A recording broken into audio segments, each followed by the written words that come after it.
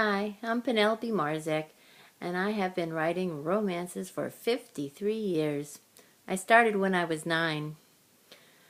Unfortunately, I didn't become serious about getting my books published until I was almost 40.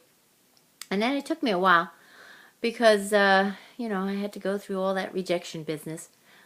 Nevertheless, I eventually did succeed in getting a book published, but at first I was e-published, which of course, back in 2001 when Sea of Hope came out, nobody knew what e-publishing was. It was very difficult to get anybody to buy my books or read them, except for the few who had Rocket readers or read them on their computers and so on. So it was really like being a pioneer, but now everybody has a Kindle and a Nook, and it's a lot easier. But of course, my books are not only e-published now, they are also in print.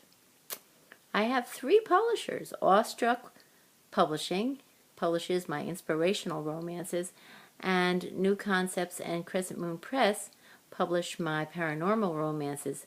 I do have one paranormal romance that I actually published myself. It had been previously published by New Concepts, but I just put it on the web myself this past summer. So if you want to read Prince of the Mist, it's really quite a fun story, and it's gotten good reviews, and I'm sure you'll enjoy it.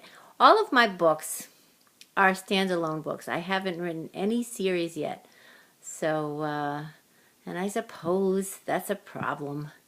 But since they're all romances, they all leave you with a happy, warm feeling in your heart when you're done. Romances are not formulaic, you know. The only formula to a romance is that it has to have a happy ending. And everybody draws from life, when they're writing. But of course, my books are not about real people. They are stories that I made up.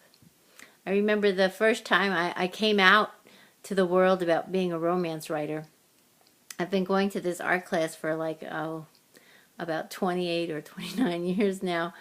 And I felt, fairly comfortable with those women because I had been painting with them once a week, every week for years and years. And lo and behold, when I told one of the women that I was a romance writer, she thought that I was a promiscuous woman, that I had slept around a whole bunch when I was young. And that's how I had gotten all this information. And I was like totally, I couldn't believe she said that. That was so ridiculous. But that's what some people think. I mean, Agatha Christie wrote a lot of mysteries, but she really didn't murder anybody as far as we know. And I think you can write romances without having slept with 25,000 men. Everybody has an imagination. It's just that some of us don't use it very much, and some of us use it all the time.